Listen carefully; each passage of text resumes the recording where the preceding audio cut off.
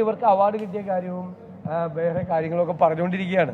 സത്യത്തിൽ ആ സ്ഥിതിയിലല്ല കേരളത്തിൻ്റെ പൊതുജനാരോഗ്യം, പബ്ലിക് ഹെൽത്ത് എന്ന് പറയുന്നത് വളരെ അപകടത്തിൽ നിൽക്കുകയാണ്. അതിനൊരു പ്രധാനപ്പെട്ട കാരണം മാലിന്യ നീക്കം പരാജയപ്പെട്ടതാണ്. മാലിന്യ നീക്കം, മഴക്കാല പൂർവ്വ ശുചീകരണം നടത്താത്തതിൻ്റെ ഈ ഗതികേടാണിപ്പോൾ യഥാർത്ഥത്തിൽ കേരളത്തിൽ അനുഭവിക്കുന്നത്. മാത്രമല്ല ഈ ഒരു പ്രിവെൻറ്റീവ് പരിപാടികളൊന്നുമില്ല, ഇത് തടയുന്നതിന് ആവശ്യമായിട്ടുള്ള കാര്യങ്ങളൊന്നുമില്ല. രോഗം വന്നാൽ അപ്പോൾ അവിടെ പോയിട്ട് ചെയ്യുമെന്നല്ലാതെ അത് പടർന്നു പിടിക്കുകയും എല്ലാ സ്ഥലത്തും എത്തുകയും ചെയ്യുന്നു. ഇപ്പോൾ കേരളത്തിൽ ഇല്ലാത്ത ഏത് രോഗമാണുള്ളത്? കോവിഡ് ഉണ്ട്, വളരെ സജീവമായിട്ടുണ്ട്. എന്തെങ്കിലും പരിശോധനകളോ എന്തെങ്കിലും ഗൗരവതരമായ അന്വേഷണങ്ങളോ എന്തെങ്കിലും ഡാറ്റ കളക്ഷനോ ഒന്നും കോവിഡിനെ സംബന്ധിച്ച് നടക്കുന്നില്ല. കോവിഡ് ഉണ്ട്, ചില സ്ഥലത്ത് മലമ്പനി റിപ്പോർട്ട് ചെയ്തിട്ടുണ്ട്, ഷിഗല്ലോ റിപ്പോർട്ട് ചെയ്തിട്ടുണ്ട്, മഞ്ഞപ്പിത്തമുണ്ട്, കോളറയുണ്ട്, ഇപ്പം നിപ്പ കൂടി വന്നിരിക്കുകയാണ്.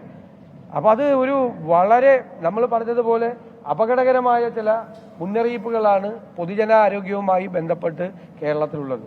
ഗവൺമെൻറ് അടിയന്തരമായി എല്ലാ ഡിപ്പാർട്ട്മെൻറ്റുകളെയും ഏകോപിപ്പിച്ചുകൊണ്ട് ഇത്തരം മാരക രോഗങ്ങൾ പകരുന്നത് തടയാനും മുൻവിധികൾ നേരത്തെ തന്നെയുള്ള ചില കാര്യങ്ങൾ ചെയ്ത് ഇതിൽ നിന്ന് രക്ഷപ്പെടുത്താനും വേണ്ടിയിട്ടുള്ള നടപടികൾ സ്വീകരിക്കണം എന്നാണ് എൻ്റെ വിനയപൂർവ്വമായ അഭ്യർത്ഥന.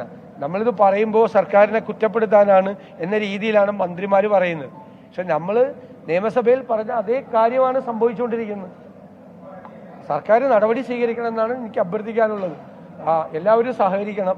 സർക്കാർ നിർദ്ദേശിക്കുന്ന എല്ലാ പ്രധാനപ്പെട്ട കാര്യങ്ങളും ഇത് പകരാതിരിക്കാൻ വേണ്ടി ആളുകളെ ഐഡൻറ്റിഫൈ ചെയ്ത് ഐസൊലേറ്റ് ചെയ്യാനൊക്കെ വേണ്ടിയിട്ട് ഉള്ള നടപടികൾ സർക്കാരും ആരോഗ്യ വകുപ്പും പറയുന്ന എല്ലാ നിർദ്ദേശങ്ങളുമായിട്ട് എല്ലാ വിഭാഗം ജനങ്ങളും സഹകരിക്കണം എന്നാണ് ഞങ്ങളുടെ അഭ്യർത്ഥന.